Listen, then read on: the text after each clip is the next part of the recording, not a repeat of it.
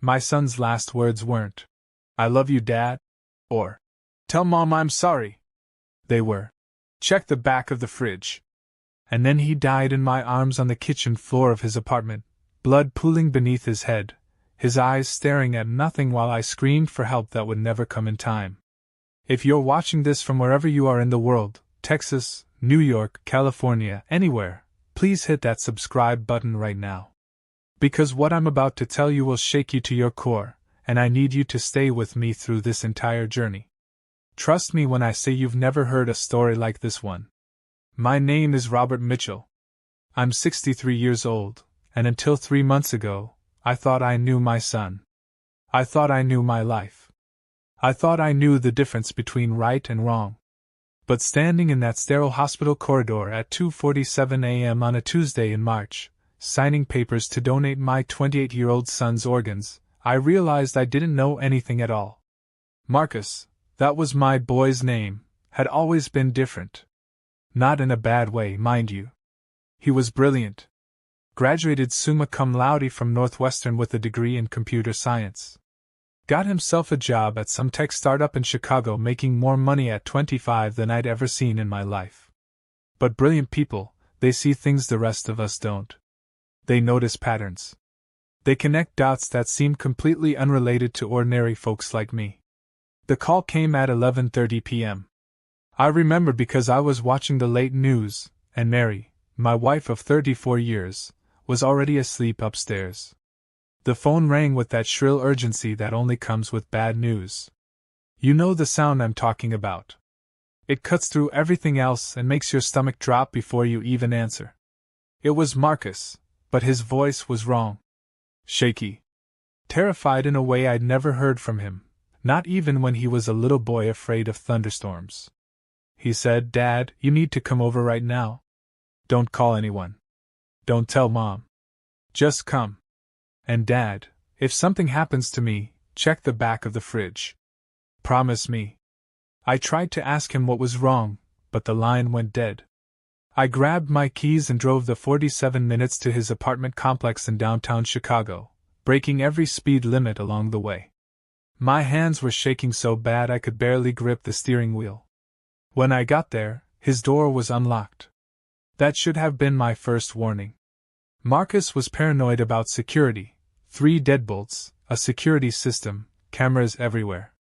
But that night, the door just swung open when I turned the handle. I found him in the kitchen, collapsed next to the refrigerator. There was so much blood. More blood than should come from one person. It was coming from the back of his head, spreading across the white linoleum like spilled paint. His laptop was open on the kitchen table, the screen flickering with some kind of encrypted message I couldn't understand. I dropped to my knees beside him, pressing my hands against the wound, trying to stop the bleeding. His eyes found mine, and for just a moment, they focused. That's when he whispered those words that would haunt me forever, "Check the back of the fridge." Then he was gone. The paramedics arrived 18 minutes later, but we both knew it was too late. They worked on him anyway, chest compressions, electric shocks, medications pumped into his veins. But Marcus had already left. I could see it in his eyes the moment the light went out.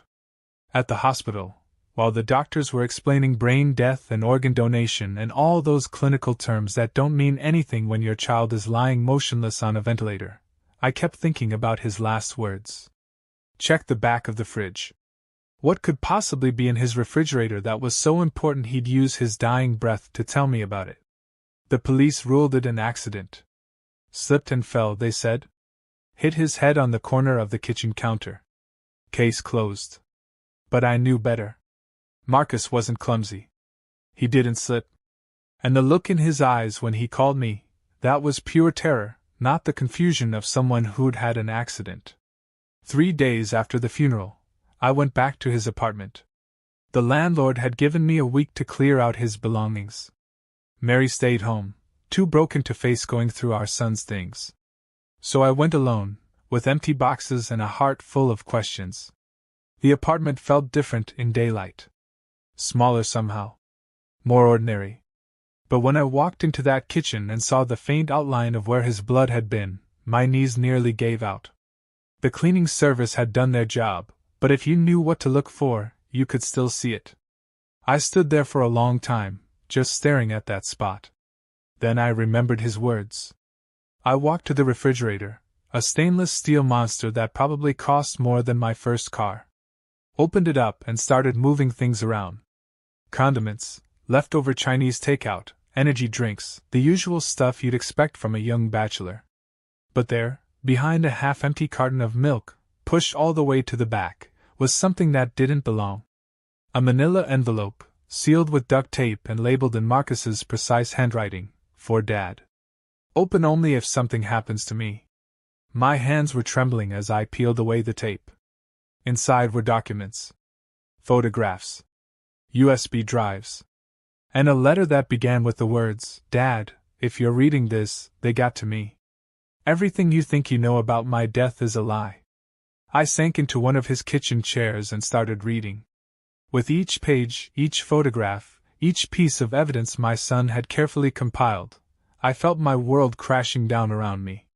Because what Marcus had discovered, what had gotten him killed, wasn't some random crime or accident. It was something much bigger, much more dangerous. And it involved people I'd trusted my entire life. People who thought they'd gotten away with murder. But they hadn't counted on one thing: a father who had nothing left to lose and everything to gain by making them pay for what they'd done to his boy. If you're still with me, if you haven't clicked away yet, then you understand what I'm feeling right now. That burning need for justice that goes beyond the law, beyond right and wrong, straight into the primitive part of your brain that demands an eye for an eye. Comment below if you've ever felt that rage, that helplessness when someone you love has been taken from you.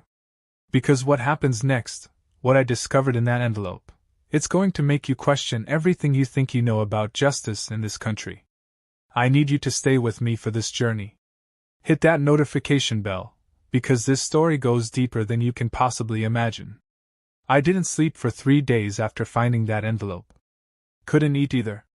Mary kept asking me what was wrong, why I was acting so strange. But how do you tell your wife that your dead son has just handed you evidence that he was murdered? How do you explain that the grief she's drowning in is about to get 1,000 times worse? So I lied. Told her I was having trouble processing Marcus's death, that I needed some time to work through things. She understood.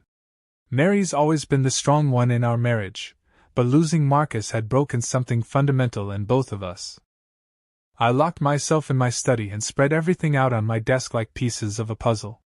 There were bank statements, photocopied documents, surveillance photos, and 3 USB drives labeled with dates going back 2 years. But it was the letter that gut-punched me. Marcus had written it like he knew exactly what was going to happen to him. He explained that he'd stumbled onto something at work. Something that started as a routine software update but led him down a rabbit hole that connected his tech startup to a network of shell companies, offshore accounts, and money laundering operations that stretched from Chicago to Washington, D.C. The company Marcus worked for, Nexus Digital Solutions, wasn't just developing apps for small businesses like they claimed. They were providing encrypted communication platforms for some very dangerous people. Drug cartels, human traffickers, corrupt politicians. The kind of criminals who have enough money to buy silence and enough power to eliminate problems permanently. Marcus had been hired as a senior developer, tasked with improving their security protocols. But being Marcus, thorough, curious, unable to leave well enough alone, he started noticing irregularities in the code. Backdoors that shouldn't have been there. Data being routed to servers in countries with no extradition treaties. Financial transactions that didn't match the company's supposed business model. Any smart person would have kept their mouths shut, done their job, collected their paycheck. But Marcus wasn't just smart, he was ethical to a fault. Always had been, even as a kid.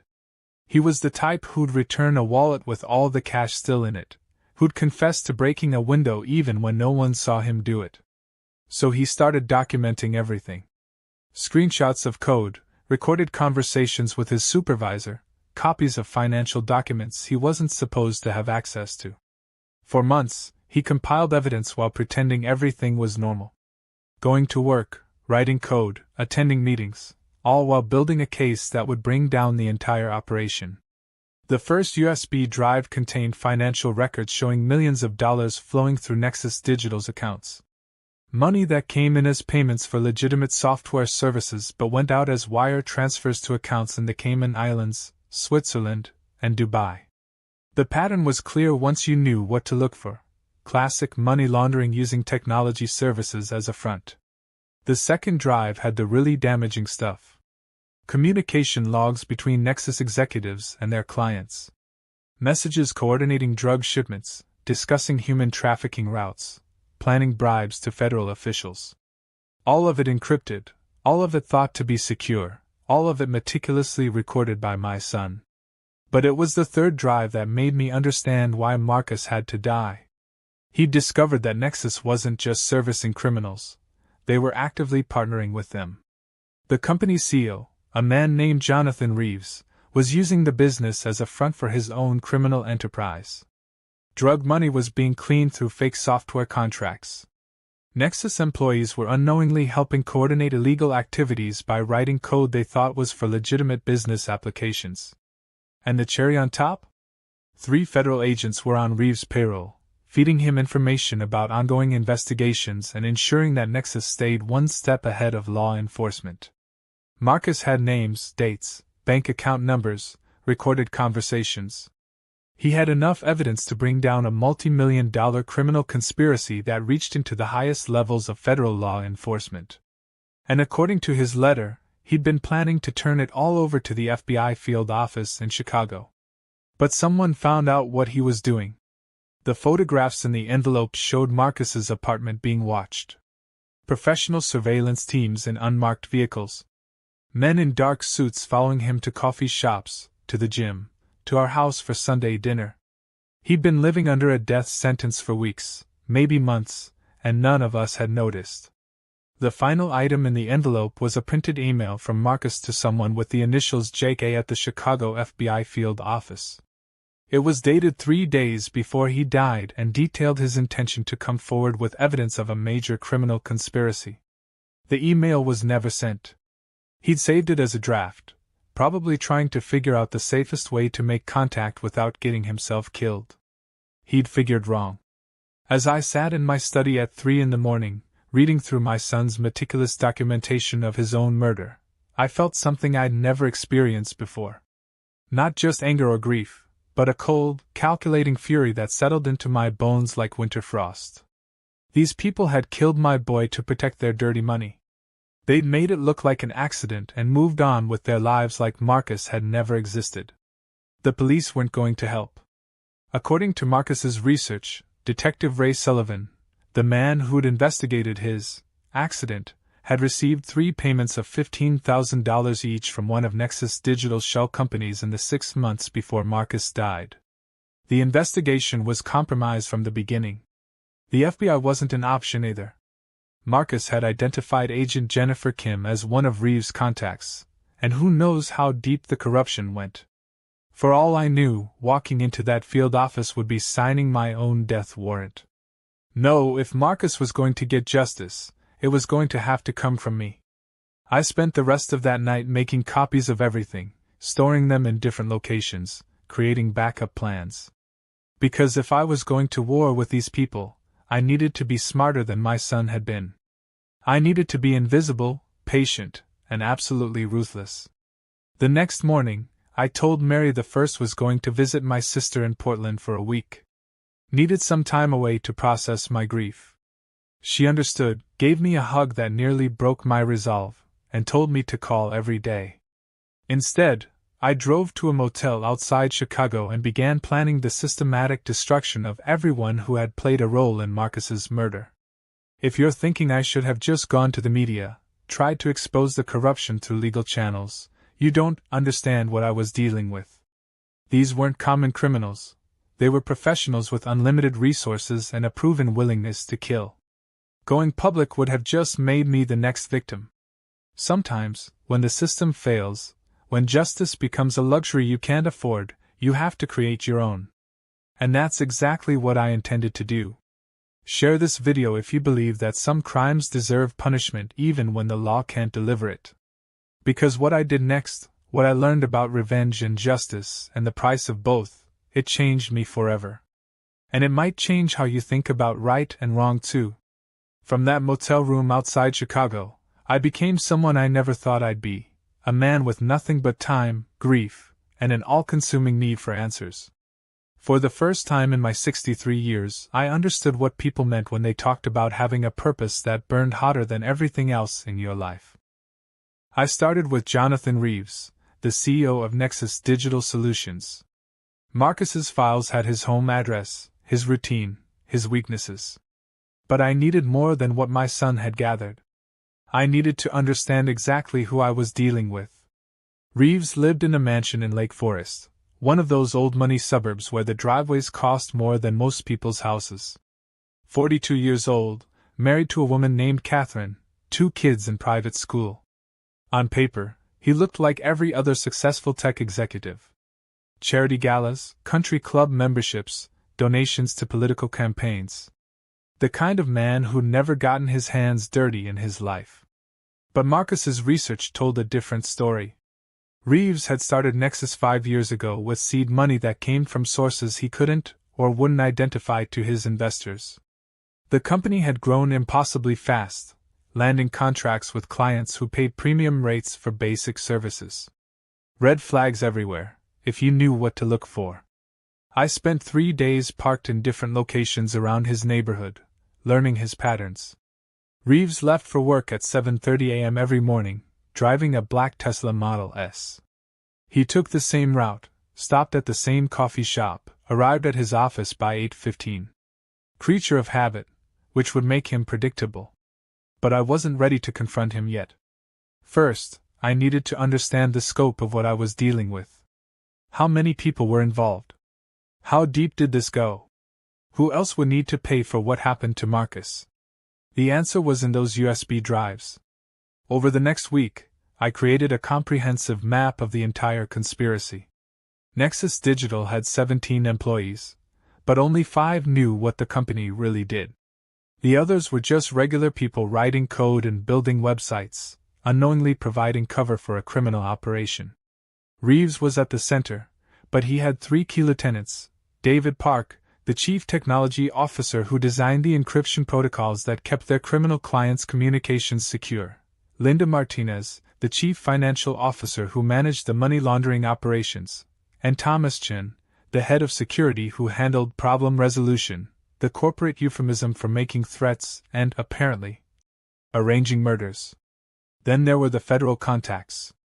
Agent Jennifer Kim from the FBI, Detective Ray Sullivan from Chicago PD, and most shocking of all, Assistant U.S. Attorney Michael Brennan, who had been feeding Reeves information about federal investigations for over 2 years. 7 people total. 7 people who had conspired to kill my son and cover it up. I started with the easiest target, Detective Sullivan. According to Marcus's files, Sullivan was drowning in gambling debts and child support payments.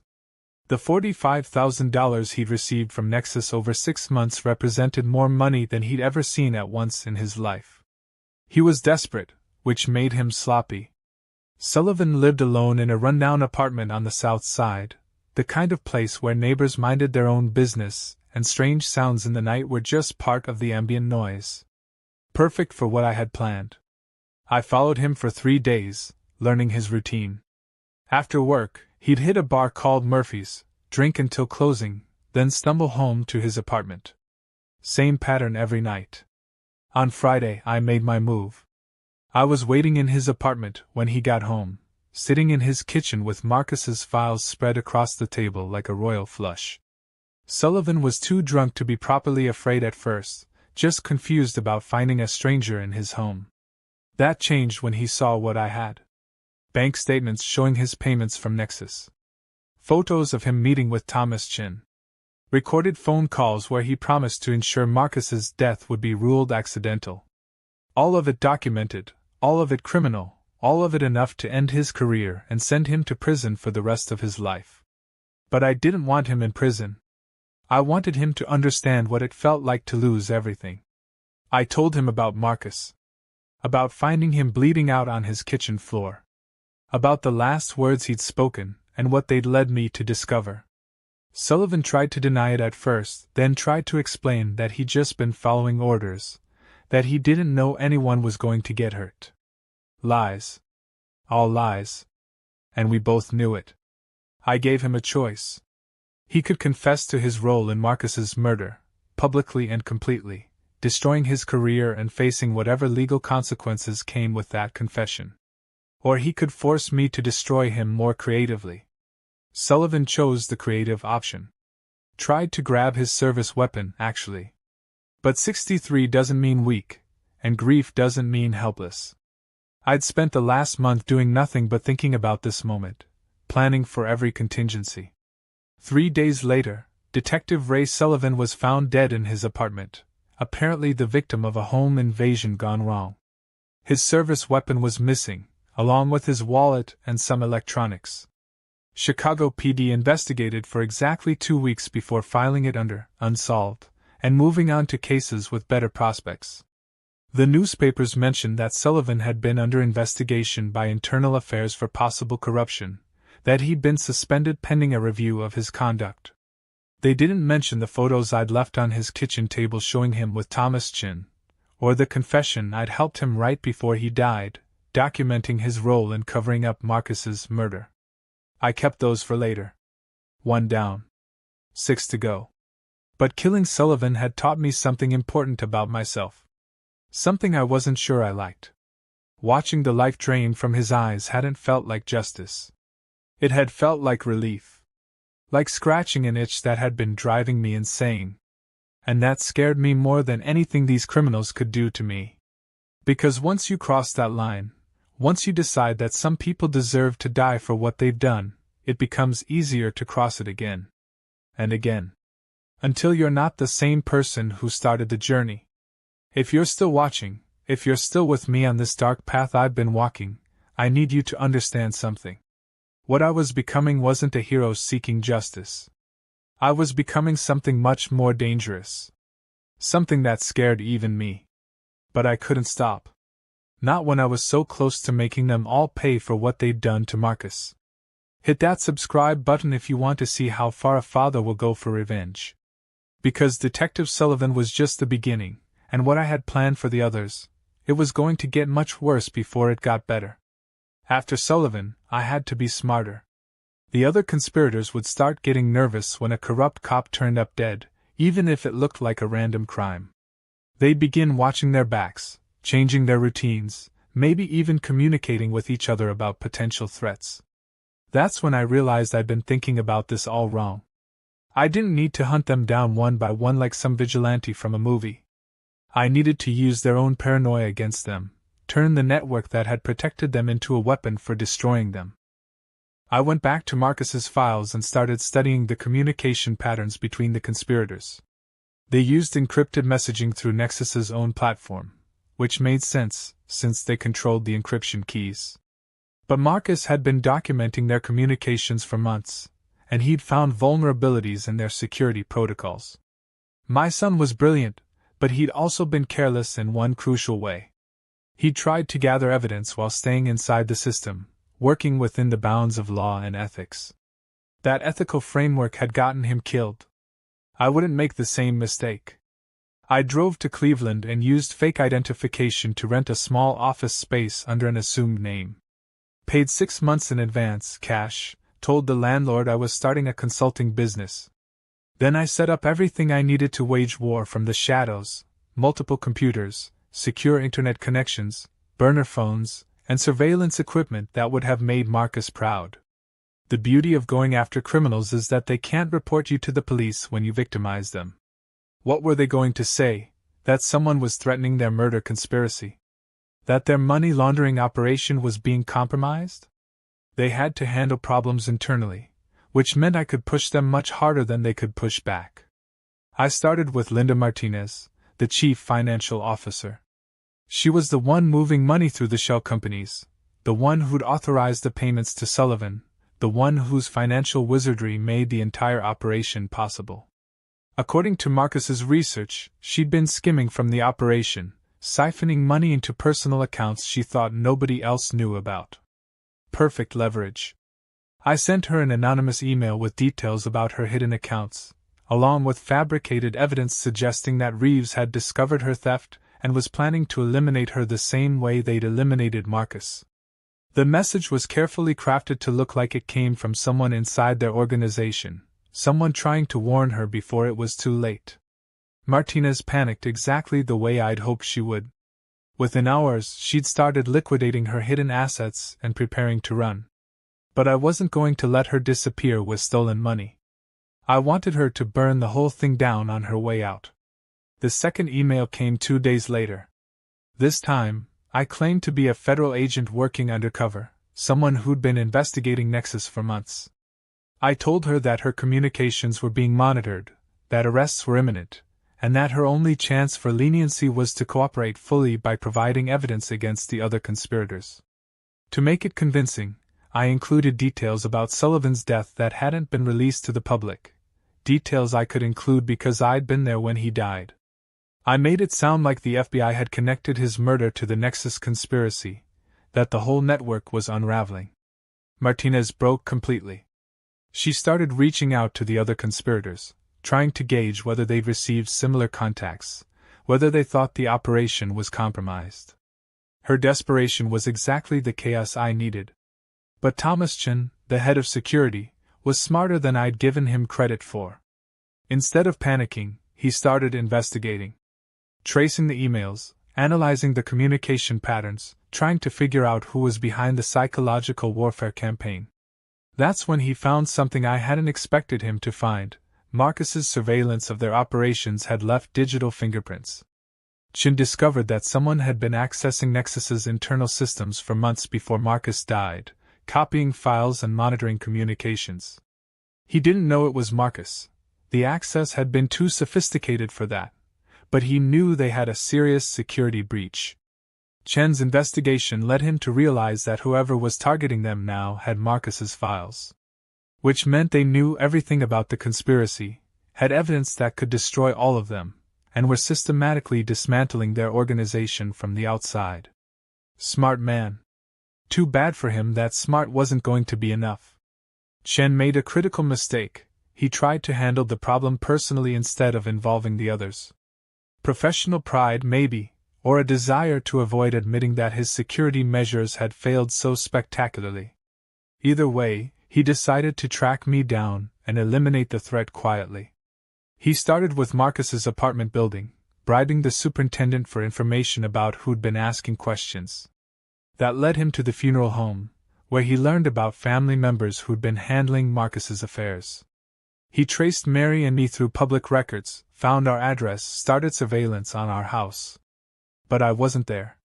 I was in Cleveland, watching his every move through cameras I'd installed around his home and office, monitoring his communications, staying 3 steps ahead of his investigation. When Chin figured out that I was Robert Mitchell, Marcus's father, he made his second mistake. Instead of reporting back to Reeves and the others, he decided to handle the situation with extreme prejudice. He didn't want to admit that a grieving father had outmaneuvered his professional security operation. Chin drove to my house on a Tuesday night, armed and ready to eliminate what he thought was just another loose end. He found Mary there alone, watching television and waiting for me to call from my supposed visit to Portland. What happened next still wakes me up screaming sometimes. Chin broke in through the back door around 11 p.m., expecting to find me and tie up the loose end permanently. Instead, he found my wife of 34 years, the woman who'd raised Marcus and loved him unconditionally, the innocent victim of a war she didn't even know was being fought. I don't know exactly what Chin was thinking when he realized I wasn't there. Maybe he planned to wait for me to come home. Maybe he thought he could use Mary as leverage to draw me out. Maybe he just decided to send a message by eliminating everyone connected to the problem. What I do know is that Mary fought him. The crime scene told that story clearly enough. She'd grabbed a kitchen knife, tried to defend herself, forced him to work harder for what he wanted than he'd expected. My sweet, gentle wife who wouldn't hurt a spider had fought a trained killer with everything she had. But kitchen knives don't beat professional training and superior strength. I found out about Mary's death from a news report. Sitting in my Cleveland office, monitoring communications between the conspirators, watching them panic as their network fell apart around them. Then a breaking news alert on my phone. Elderly woman murdered in home invasion, husband missing. The world went white. Then red. Then black. When rational thought returned, I understood something fundamental had changed. This wasn't about justice anymore. It wasn't about making them pay for Marcus's death. They'd taken everything from me, my son, my wife, my entire reason for existing. Now it was about making them suffer in ways they couldn't imagine before they died. And I was going to take my time doing it. If you're still with me, if you understand what it means to lose everything that matters in your life, then you know why I couldn't stop. Comment below if you've ever felt that kind of rage, that complete and total need for vengeance that goes beyond anything human. Because what I did to Thomas Chin, what I had planned for the others, it was going to make Detective Sullivan's death look merciful by comparison. I drove from Cleveland to Chicago in a rage-fueled haze that I barely remember. 18 hours straight, stopping only for gas, living on nothing but fury and the promise of revenge. By the time I reached the city limits, I wasn't the same man who'd started this journey seeking justice for his son. I was something else entirely, something that scared even me. Mary's funeral was scheduled for Friday. I'd missed it, of course, being officially missing, and unofficially hunting the people responsible for destroying my family. The news reports painted me as either a victim or a suspect, grieving husband who'd snapped under pressure or dangerous man who'd fled after murdering his own wife. Let them think whatever they wanted. I had work to do. Thomas Chin lived in a high-security condo building downtown, the kind of place with doormen and cameras and all the safety measures that made residents feel invincible. He'd chosen the location specifically because it would be nearly impossible for enemies to reach him there. Good thinking, under normal circumstances. But I wasn't operating under normal circumstances anymore. Chin had made this personal when he killed Mary. He'd crossed a line that transformed this from a calculated pursuit of justice into something much darker and more primitive. Now I wanted him to suffer the way I was suffering, to lose everything that mattered to him before he died. I spent 3 days learning everything about Thomas Chen's life. His routines, his relationships, his weaknesses. Turned out he had a 17-year-old daughter named Amy from a previous marriage. Beautiful kid, honor student, planning to attend Northwestern in the fall to study pre-med. She lived with her mother in Evanston, visited her father every other weekend. Chin also had a girlfriend, Sarah Kim, a 26-year-old marketing executive who thought she was dating a successful security consultant. She had no idea that her boyfriend arranged murders for a living, no clue that the expensive gifts he bought her were paid for with blood money. Most people would have gone after Chin directly, confronted him, fought him, tried to beat him to death with their bare hands. The old me might have done exactly that. But the old me had died in that Cleveland office when I learned about Mary's murder. What remained was something colder, more patient, infinitely more cruel. I decided to destroy Chen's life piece by piece before ending it. I started with Sarah. Sent her anonymous packages containing photos of Chin meeting with known criminals, bank statements showing payments from shell companies connected to drug trafficking, recorded conversations where he discussed eliminating problems for his clients. I made it look like the information came from a rival criminal organization, someone trying to pressure Chin by threatening his girlfriend. Sarah confronted Chin about the packages, demanding explanations he couldn't provide without admitting to being a professional killer. Their relationship imploded within a week, screaming fights, accusations, a final confrontation where she threw her keys at his head and told him never to contact her again. One relationship down. Next, I went after his business reputation.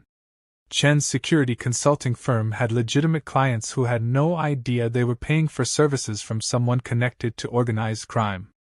I sent carefully crafted anonymous tips to several of his biggest accounts, including financial documents showing his connection to Nexus Digital and its criminal activities. Within 2 weeks, Chin had lost 60% of his client base. His legitimate income stream was evaporating, forcing him to depend more heavily on the criminal side of his operations, which made him more desperate and more likely to make mistakes. But the real masterpiece was what I did to his relationship with his daughter. Amy Chin was a good kid who worshipped her father. She believed he was a successful businessman who helped companies protect their assets and employees. She bragged about him to her friends, sent him proud messages about her grades and college applications, looked forward to their weekend visits like they were the highlight of her life. I couldn't bring myself to destroy that relationship directly. Despite everything Chin had done, despite Mary's death, I couldn't make an innocent 17-year-old girl suffer for her father's crimes. Some lines even I wouldn't cross. Instead, I made sure she'd discover the truth herself. I arranged for Amy to overhear a phone conversation between Chin and David Park, the CTO of Nexus Digital. Used some sophisticated surveillance equipment to intercept their encrypted communications and play them through speakers I'd hidden in Chen's apartment. The conversation was about Marcus's murder, about the need to eliminate additional witnesses, about the money they'd made from helping criminals avoid law enforcement. Amy heard her father casually discussing murder like it was a business transaction. She heard him laugh about the accident that had killed a young man her age. She heard him refer to innocent people as problems to be solved, and talk about federal agents who were on his payroll. The sound Amy made when she realized what her father really was, it's burned into my memory forever. Not a scream or a cry, just this awful wounded sound like an animal in a trap. Pure betrayal given voice. She ran from his apartment that night and never spoke to him again. Changed her phone number, blocked him on social media, told her mother she never wanted to see him again without explaining why. Chen's attempts to contact her went unanswered. His perfect relationship with his daughter, the one thing in his life that was pure and good, was destroyed forever. By the time I was finished with the psychological warfare, Thomas Chen was a broken man. His girlfriend was gone, his business was collapsing, his daughter wouldn't speak to him, and he had no idea who was orchestrating his destruction. The stress was eating him alive. I could see it in the surveillance photos, the way he'd aged years in a matter of weeks. But I still wasn't ready to kill him. Not yet. See, Chin had made a crucial error in his investigation of who was targeting their network. He'd focused on external threats, never considering that the danger might be coming from someone with access to internal information. He knew about Marcus's surveillance of their operations, but he assumed Marcus had been working alone. He never suspected that Marcus might have passed information to someone else before he died.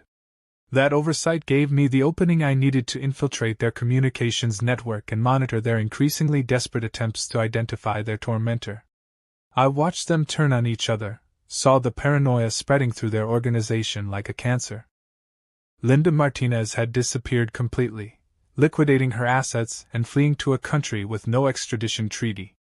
David Park was drinking heavily and making increasingly sloppy mistakes in his work.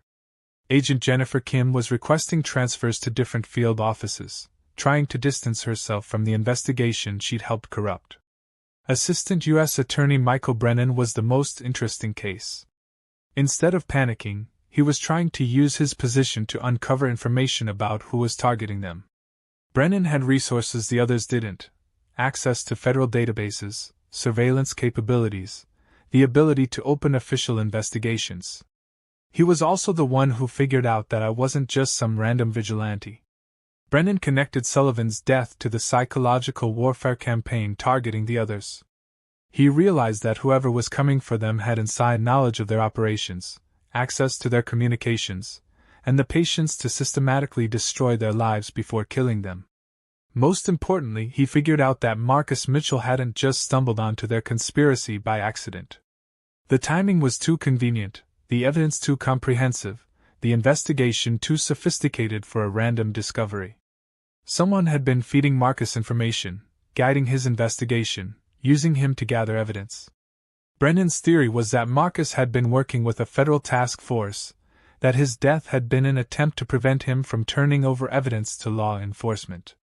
He believed the current attacks on their network were coming from Marcus's handler, some deep cover agent seeking revenge for a blown operation.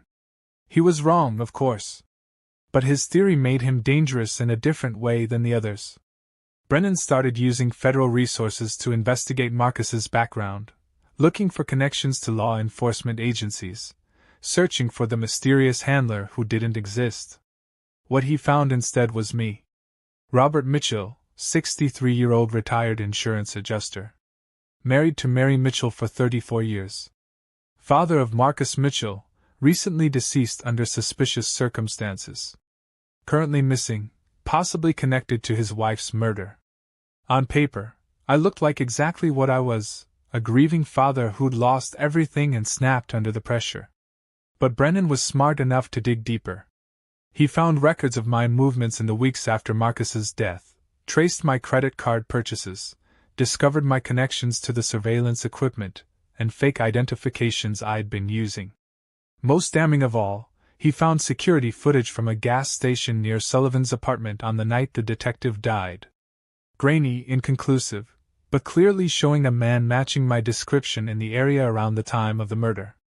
Brennan realized what the others hadn't. Their mysterious tormentor wasn't some professional killer or federal agent. It was just a broken old man with nothing left to lose and an encyclopedic knowledge of their crimes, courtesy of his dead son's investigation. That should have made me less dangerous, not more. A grieving father was easier to handle than a trained operative. But Brennan understood something the others didn't. Sometimes the most dangerous enemy is the one who doesn't care if they survive the war they're fighting. He set a trap for me, and I walked right into it. The message came through one of my burner phones, a text claiming to be from Marcus's college roommate. Someone who'd heard about his death and wanted to meet, to share memories and maybe shed some light on what Marcus had been working on before he died. I should have ignored it. Should have recognized it as bait. But the message included details about Marcus that only someone who'd actually known him would have: inside jokes, shared experiences, references to conversations they'd had about his work. Brennan had done his homework.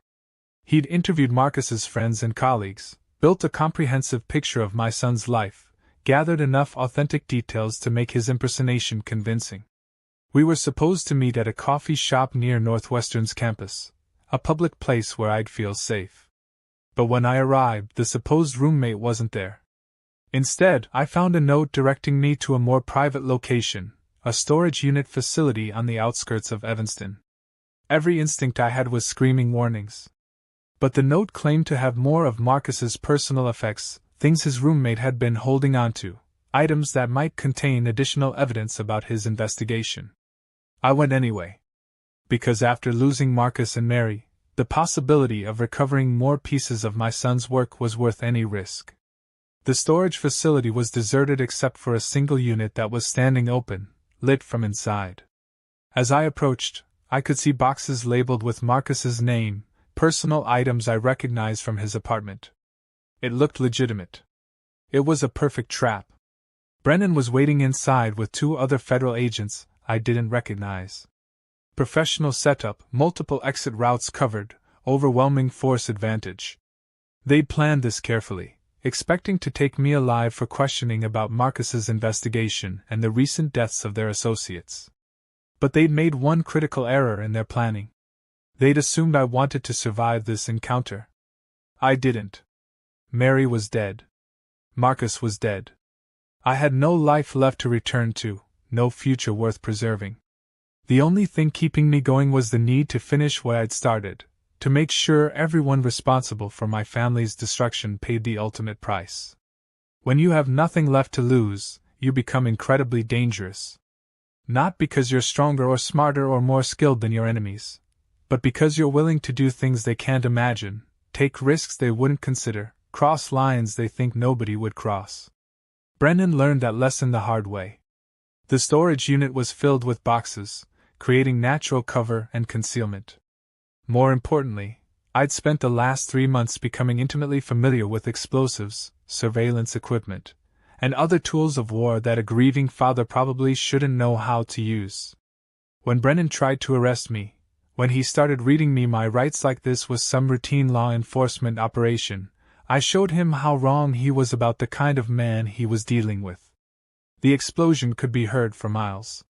When the smoke cleared, there wasn't enough left of that storage unit to identify which pieces belonged to whom. I survived because I'd expected the trap and planned accordingly. Brennan and his associates didn't, because they'd underestimated what a man with nothing left to lose was capable of doing. 3 down. 3 to go. But now the game had changed completely. I'd killed federal agents, which meant every law enforcement agency in the country would be looking for me. My face would be on wanted posters, my description broadcast to every police department, my movements tracked by resources I couldn't hope to evade indefinitely. I had maybe a week before they found me. 7 days to finish this war I'd started. 7 days to make Jonathan Reeves, David Park, and Jennifer Kim pay for everything they'd taken from me. If you're still with me on this journey, if you understand what it means to reach the point where survival becomes less important than justice, then you know why I couldn't stop. Share this video with anyone who's ever wondered how far they'd go to protect the people they love. Because the final act of this story, what I did to the remaining conspirators in those last 7 days, it's going to haunt you long after you finish watching. The manhunt began within hours of the explosion. FBI, ATF, U.S. Marshals, local police, every badge-carrying agency in the Midwest was looking for Robert Mitchell, the domestic terrorist, who'd murdered 3 federal agents. My picture was on every news channel, my name trending on social media, my entire life story dissected by talking heads who never met me but somehow knew exactly what kind of monster I was. They were right about the monster part, I suppose. Wrong about everything else. I watched the coverage from an abandoned warehouse south of Gary, Indiana, one of dozens of safe houses I'd prepared during my months of planning. The media painted me as a grieving father who'd snapped under pressure, a tragic figure driven to violence by loss and desperation. They had no idea how calculated this had all been, how every move I'd made since finding Marcus's body had been part of a larger strategy. Let them think I was crazy with grief. Crazy was harder to predict than calculating, and unpredictability was about the only advantage I had left. The news reports also gave me crucial intelligence about my remaining targets. David Park, the CTO, had been placed in protective custody after the explosion. FBI agents were escorting him to a safe house somewhere in the Chicago suburbs, keeping him isolated until they could assess the full scope of the threat against him. Agent Jennifer Kim had requested emergency reassignment to the FBI field office in Seattle. She was scheduled to fly out that evening, probably hoping that 3,000 miles of distance would keep her safe from whatever had happened to her associates. But it was Jonathan Reeves who interested me most. According to the news, he disappeared completely after learning about Brennan's death. Nexus Digital's offices were under federal surveillance, his mansion in Lake Forest was being watched, his known associates were being monitored. But Reeves himself had vanished without a trace. Smart man. He understood that money couldn't protect him from someone who had nothing left to lose, that his usual advantages, political connections, paid-off officials, legal immunity, were worthless against an enemy who didn't care about consequences. But Reeves had made one critical mistake in his escape planning. He'd assumed I was targeting him because of Marcus's investigation, because of the evidence my son had gathered about Nexus Digital's criminal activities. He never realized this had become personal when Thomas Chin killed Mary. I'd spent months learning everything about Reeves' life, studying his habits and relationships and psychological weaknesses. I knew about his wife Catherine's prescription drug addiction, carefully hidden behind charity work and social obligations. I knew about his son Derek's gambling problems and his daughter Emma's eating disorder. I knew about the 3 affairs he'd had during his marriage and the illegitimate child he'd been secretly supporting in Michigan. Most importantly, I knew about the place he went when he needed to disappear. Reeves owned a cabin on a lake in northern Wisconsin, purchased through a shell company and hidden behind so many legal layers that even the FBI hadn't found it yet. He bought it specifically as a bolt hole, somewhere he could run if his criminal empire ever collapsed. The property was remote, accessible only by a single dirt road, surrounded by miles of wilderness. Perfect for someone who wanted to disappear. Also perfect for someone who wanted to make sure their target couldn't escape. I had 4 days before law enforcement would inevitably track me down. 4 days to reach that cabin, confront Reeves, an extract payment for everything he'd cost me. 4 days to finish this war I'd been fighting. But first, I had to deal with David Park. The CTO was being held in a bureau-safe house in Naperville, a suburban ranch house that looked like every other middle-class home on the block. 3 agents on rotation, standard protection protocols, regular check-ins with supervisors. They were keeping Park alive to testify against the others, assuming there would be others left to prosecute when this was over. They were wrong about that too. The problem with protective custody is that it's designed to keep people safe from normal threats. Professional hitmen, organized crime figures, terrorists with training and resources. It's not designed to stop a 63-year-old man who's spent months preparing for exactly this scenario and has nothing left to lose. I hit the safe house at 3 a.m. on a Wednesday, when human alertness is at its lowest point and the protection detail would be fighting fatigue. Used a combination of electronic surveillance jamming and old-fashioned distraction to create exactly 17 minutes of confusion and disorientation. 17 minutes was more than enough. When the smoke cleared, literally, 3 federal agents were unconscious but alive, tied up and left where their backup would find them. David Park wasn't so lucky. I'd wanted to interrogate him, to make him confess his role in Marcus's murder before he died. But Park broke completely when he realized who I was. Started screaming about how he never wanted anyone to get hurt, how he'd just been writing code, how he didn't know Reeves was planning to kill Marcus. More lies. Park had designed the encryption protocols that made their criminal communications possible. He'd helped launder money through fake software contracts.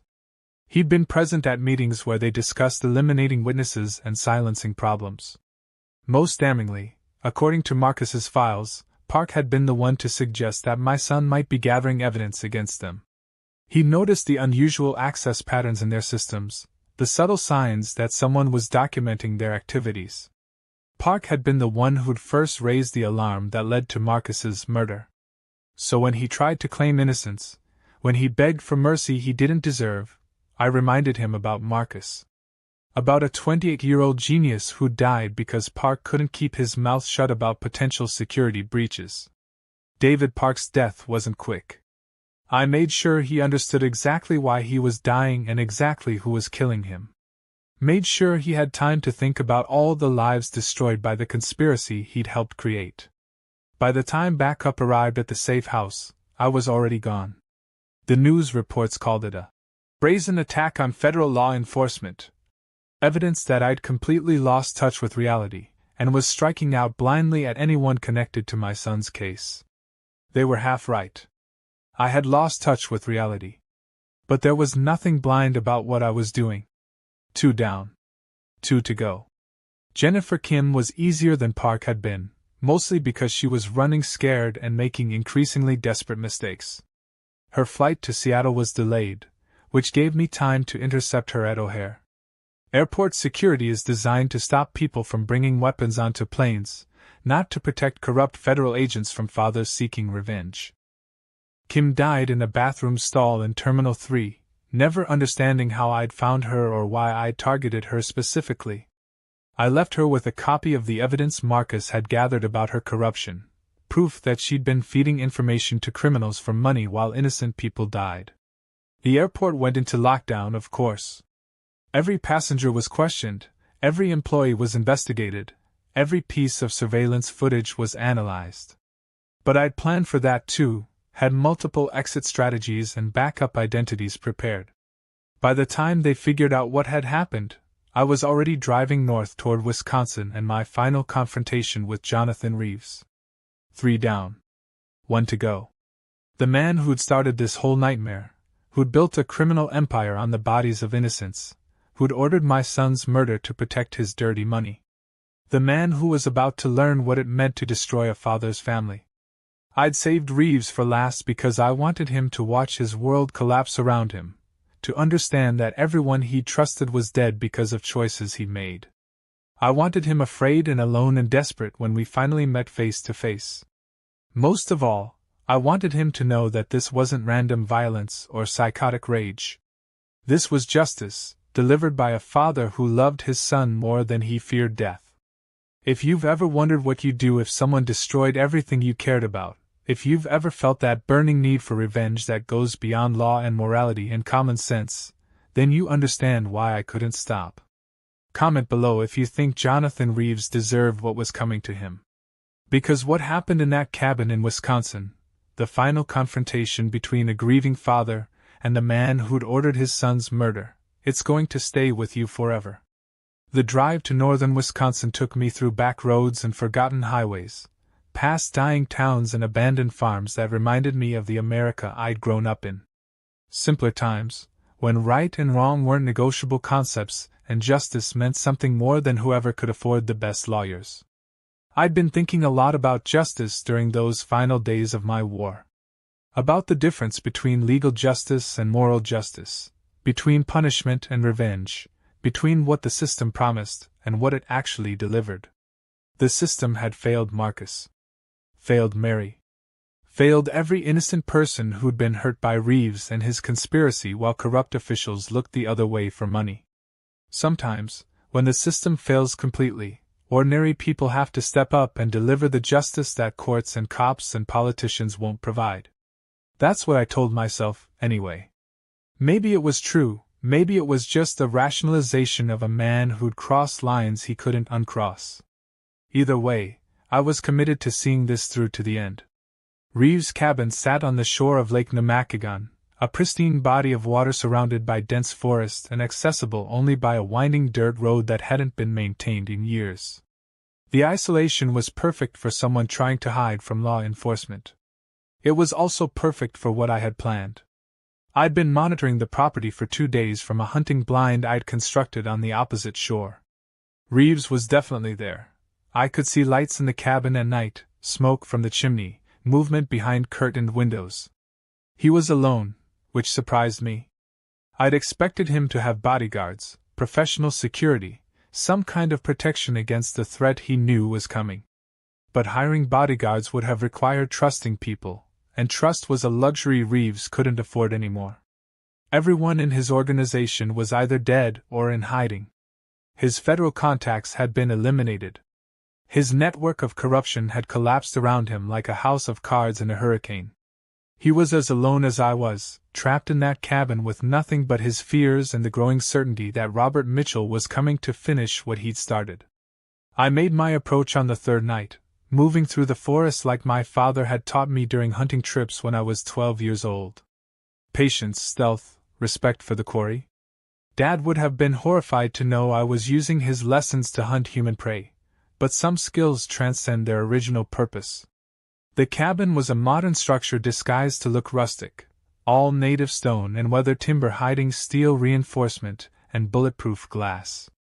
Reeves had spared no expense in creating his safe house, turning it into a fortress that could withstand anything short of a military assault. Too bad he hadn't counted on someone who'd spent months studying the building plans, learning the security systems, identifying the vulnerabilities that even professional architects had missed.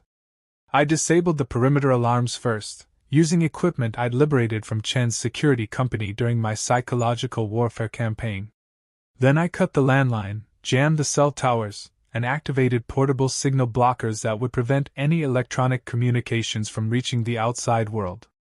Whatever happened between Reeves and me, it would happen without interference from law enforcement or federal agencies or anyone else who might want to interrupt our conversation.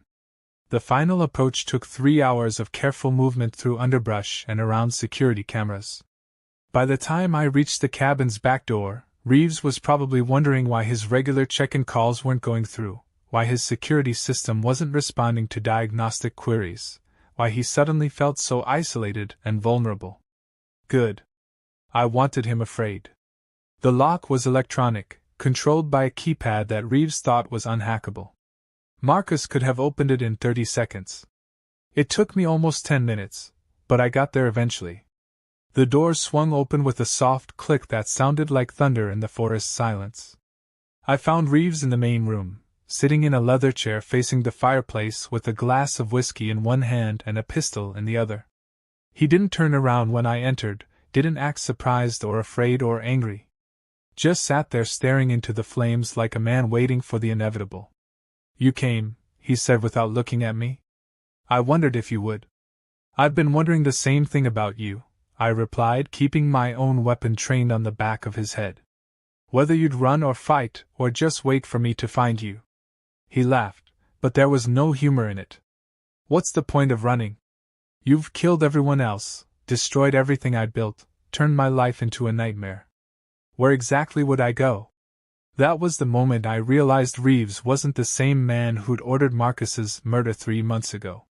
The confident CEO, the criminal mastermind, the untouchable puppet master who thought he could kill with impunity, that man was gone. What remained was just another broken soul, hollowed out by loss and failure and the weight of consequences he'd never expected to face. I almost felt sorry for him. Almost. Turn around, I said. He did, moving slowly, carefully, keeping the pistol pointed at the floor. Up close, he looked older than his 42 years. Gray stubble, hollow eyes, the kind of exhaustion that comes from months of running and hiding and looking over your shoulder. The stress of our war had aged him the way it had aged me. You want to know why? He asked. I want to know everything. And for the next 2 hours, sitting in that cabin while snow began to fall outside, Jonathan Reeves told me the truth about Marcus's death. About the conspiracy that had killed my son, about the corruption that had covered it up, about the chain of events that had led to Mary's murder and turned me into the kind of man who could execute people without losing sleep. It started, Reeves said, when one of his clients, a Mexican cartel laundering drug money through Nexus Digital, became concerned about operational security. They'd heard rumors about federal investigations, worried that their communications might be compromised, demanded assurances that their business with Nexus would remain secret. Reeves had promised them that security, guaranteed them that his encryption was unbreakable and his employees were completely trustworthy. But then Marcus had started asking questions, poking around in systems he shouldn't have access to, documenting activities that were supposed to remain invisible. At first, they tried to handle it quietly. Chin had suggested simply firing Marcus, finding some pretext to get him out of the company before he could cause real damage. But Marcus was too valuable as a programmer, too skilled to replace easily, and his termination would have looked suspicious to other employees. So they tried to contain him instead. Limited his system access, monitored his activities, assigned him to projects that kept him away from sensitive operations. For a while, it had worked. Marcus seemed to accept the restrictions, focused on his assigned tasks, stopped asking uncomfortable questions. But Marcus was too smart to be contained for long.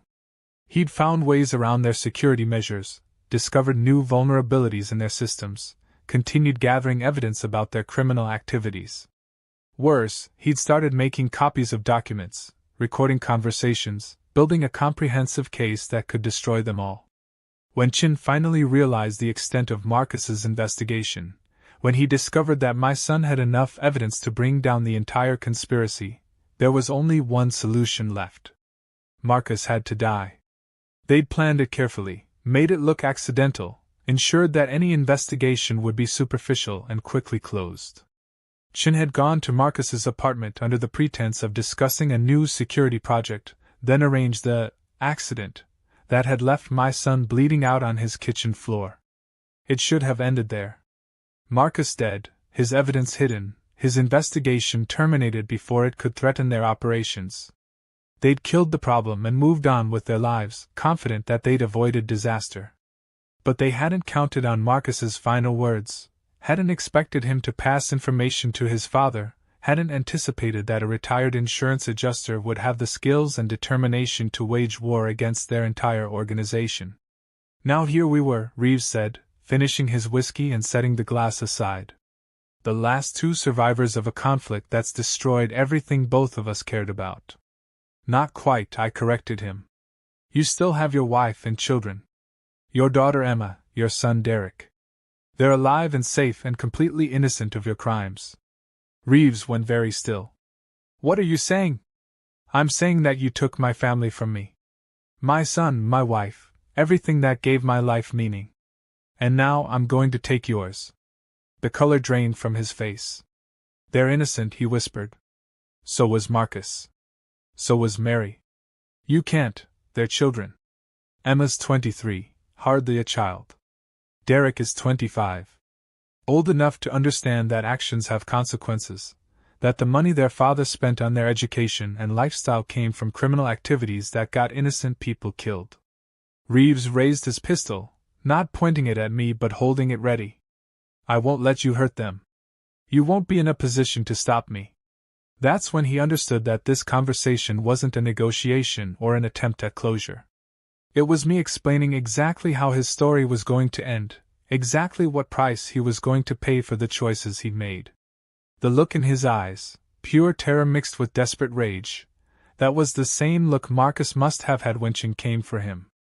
The same helpless understanding that death was inevitable, and nothing he could say or do would change what was about to happen. Justice, I told myself. This is justice. But as I raised my own weapon, as I prepared to execute the man who'd ordered my son's murder, I couldn't help wondering if I'd become something even worse than the criminals I'd been hunting. Some questions don't have good answers. Some lines, once crossed, change you forever. Jonathan Reeves died in that cabin, but the way he died, what I did to him before the end, what I made him confess, what I forced him to understand about the pain he'd caused, that's something I'll carry with me for whatever time I have left. If you think some people deserve to suffer for their crimes, if you believe that justice sometimes requires terrible choices, then maybe you'll understand why I did what I did.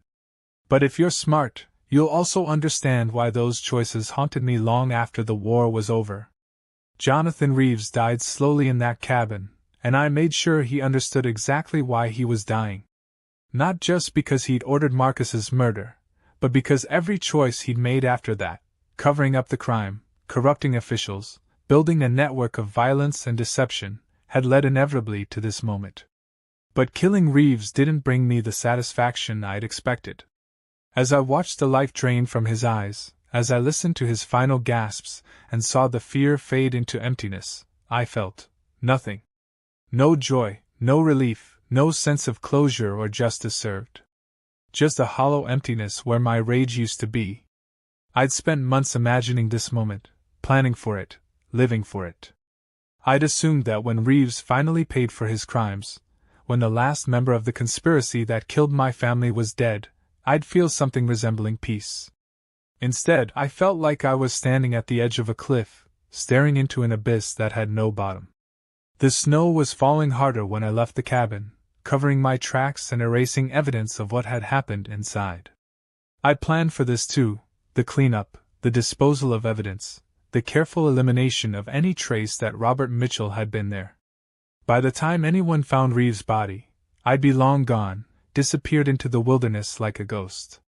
But as I drove away from that lake, as I put miles between myself and the final act of my war, I started to understand something that should have been obvious from the beginning. Revenge isn't justice.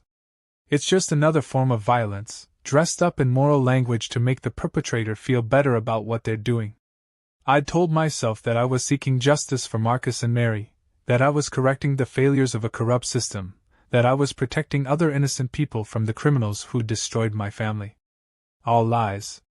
Comfortable rationalizations for actions that were fundamentally about my own pain, my own need to hurt the people who'd hurt me, my own inability to accept loss without striking back.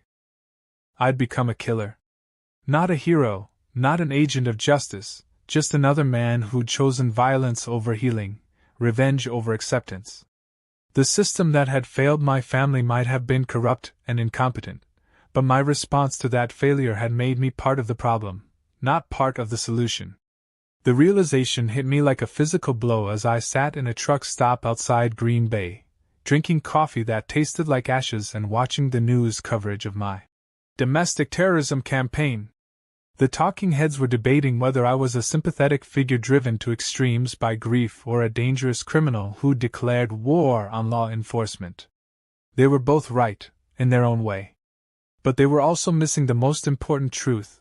I was just a man who'd lost everything and chosen to respond with more violence, creating more victims, spreading more pain through the world instead of finding a way to heal. Marcus wouldn't have wanted this. My brilliant, ethical son who dedicated his life to doing the right thing, who'd gathered evidence against criminals because he believed in justice and the rule of law, he would have been horrified by what I'd done in his name. Mary wouldn't have wanted this either. My gentle wife, who'd raised Marcus to be compassionate and principled, who'd believed that people were fundamentally good and that problems could be solved through understanding and communication, she would have been heartbroken to know that her death had turned me into a monster. I'd dishonored their memories by trying to avenge them. I'd become everything they would have opposed, everything they'd tried to prevent through their own choices and actions. The worst part was that I'd accomplished nothing meaningful. Yes, I'd eliminated the people who'd been directly responsible for Marcus's death and Mary's murder. But I hadn't changed the system that had enabled them, hadn't prevented other criminals from taking their places, hadn't made the world safer or more just in any measurable way. Nexus Digital was gone, but there would be other companies willing to launder money for criminals. There would be other corrupt officials ready to be bought, other killers willing to eliminate problems for the right price. The demand for those services hadn't disappeared just because I'd eliminated one particular supply chain. All I'd really done was add 7 more bodies to the pile, create 7 more families who'd lost someone they loved, spread the same kind of pain I'd been trying to heal through more violence and destruction. That's when I understood that my war wasn't really over. Because the most dangerous person in the entire conspiracy, the one who'd caused the most death and suffering, the one who truly dishonored the memories of Marcus and Mary, was still alive. Me. I'd become the very thing I'd set out to destroy, a killer who justified violence with moral arguments, a criminal who thought his cause made his crimes acceptable, a monster who'd lost sight of his own humanity in the pursuit of revenge. The manhunt was closing in. I could feel it in the increased police presence, the suspicious looks from civilians, the careful way people were watching strangers in public places.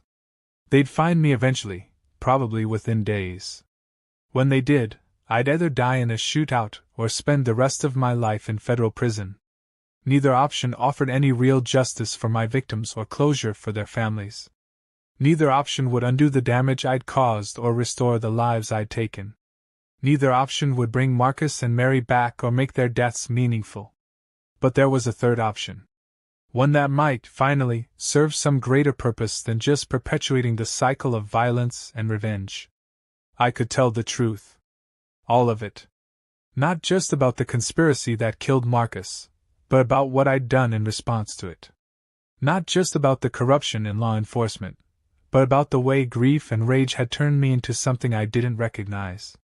I could use my story as a warning to others who might be tempted to choose revenge over justice, violence over healing. I could make sure that my failures served as an example of what not to do when the system fails you, when criminals escape consequences, when everything you love is taken away.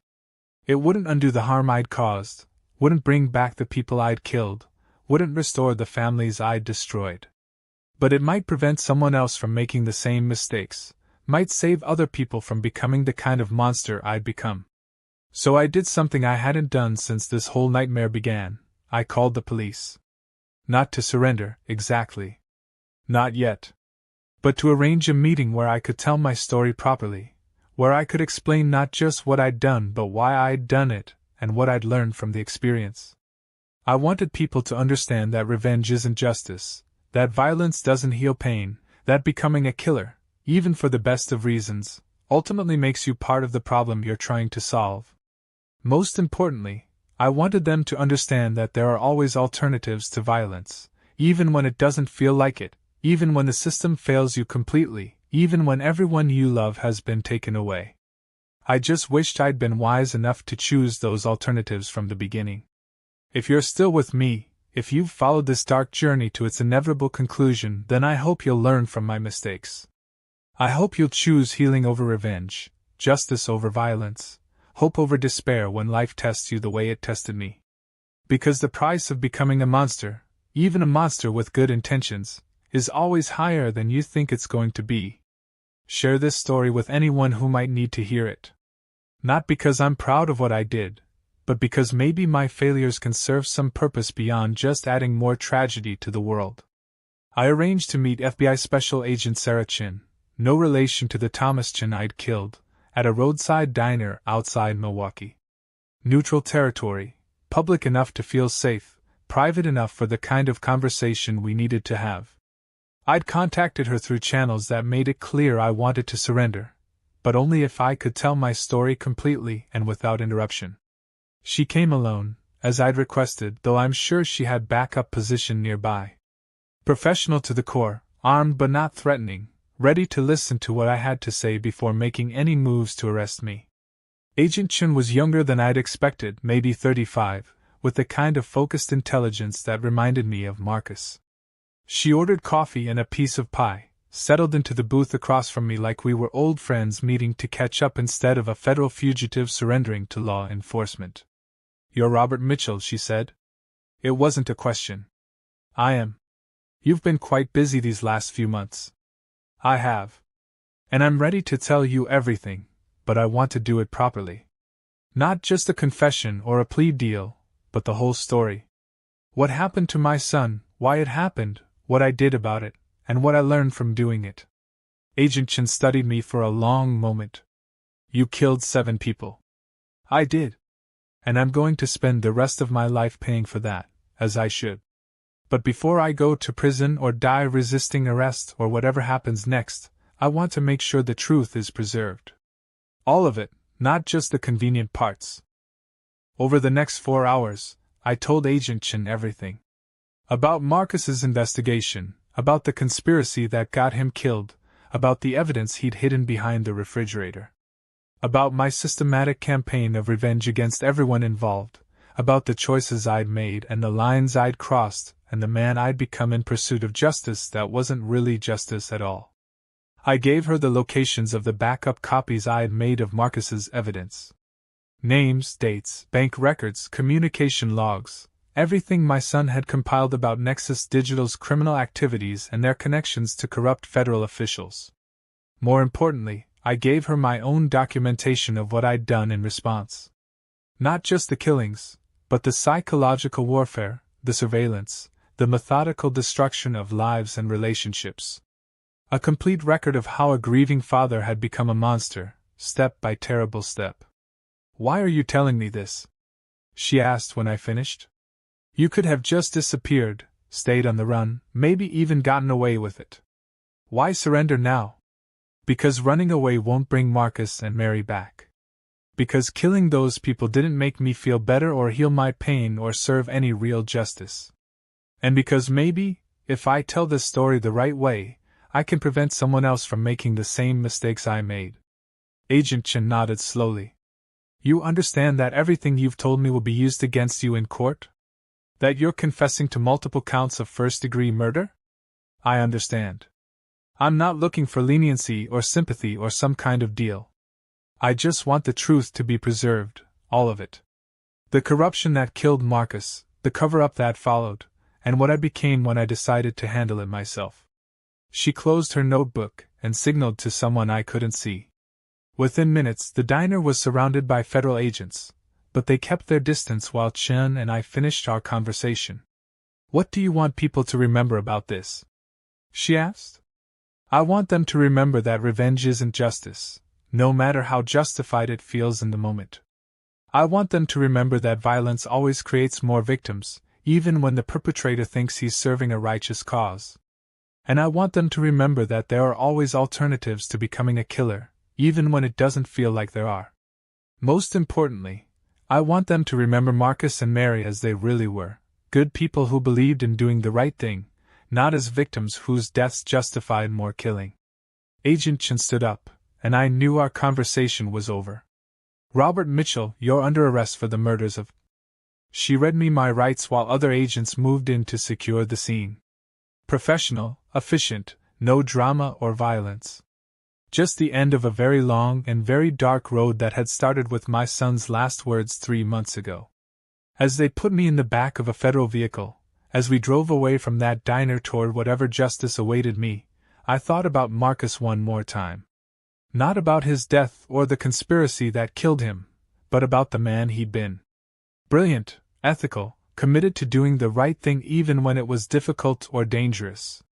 He would have handled this situation better than I did.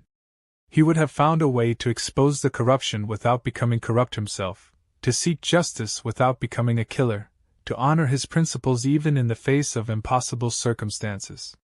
I'd failed him in every way that mattered.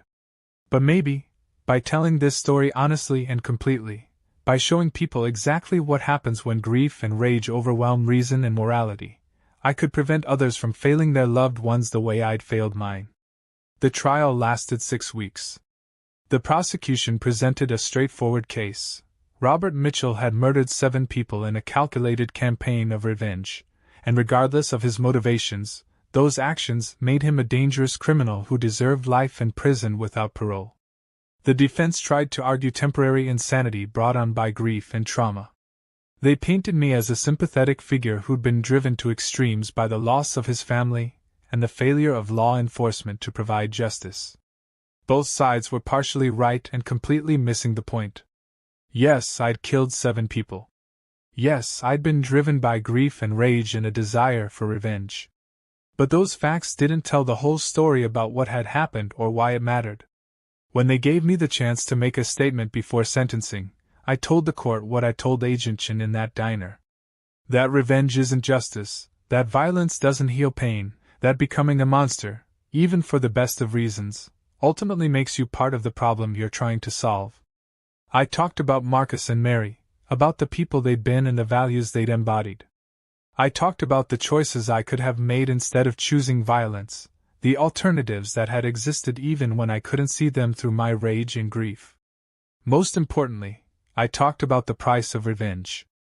Not just the legal consequences or the risk of getting caught, but the spiritual and emotional cost of becoming someone your loved ones wouldn't recognize, someone who dishonors their memory by perpetuating the cycle of violence that claimed their lives. The judge sentenced me to life in prison without possibility of parole. 7 consecutive life sentences, 1 for each person I'd killed. A just sentence, under the circumstances. I'm writing this from my cell in Adex, Florence, the federal supermax prison where they house terrorists, and serial killers and other people who've crossed lines that can't be uncrossed. I have 23 hours a day to think about what I did, and why I did it, and what I could have done differently. It's been 2 years since I surrendered, 2 years since this whole nightmare began with a phone call at 11:30 p.m., and my son's terrified voice asking me to check the back of the fridge.